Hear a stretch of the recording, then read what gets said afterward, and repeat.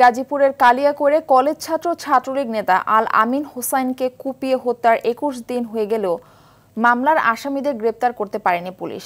এতে আতঙ্কে দিন কাটছে নিহত আল আমিনের পরিবারের সদস্যদের। আসামিরা ছাত্রলীগের নেতাকর্মী হওয়ায় তাদের গ্রেপ্তারে কোনো তৎপরতা নেই বলে অভিযোগ পরিবারের। এ বিষয়ে মুক্তিযুদ্ধ বিষয়ক মন্ত্রী আ.ক.ম মোজাম্মেল হক জানান, হত্যাকারী যে দলেরই হোক সে ছাড় পাবে না। গেল ৬ জুন তুচ্ছ ঘটনাকে কেন্দ্র করে কলেজ ছাত্র ও ছাত্রলীগ নেতা আল আমিনকে ধারালো অস্ত্র দিয়ে কুপিয়ে হত্যা করে ছাত্রলীগের কালিয়াকৈরে পৌর ছাত্রলীগের সভাপতি ইমন খান ও তার সহযোগীরা। এ ঘটনায় আল আমিনের বাবা বাদী হয়ে ৭ জুন পৌর ছাত্রলীগের সভাপতি ইমন খানকে প্রধান আসামি করে ১৮ জনের নাম উল্লেখ করে মামলা করেন।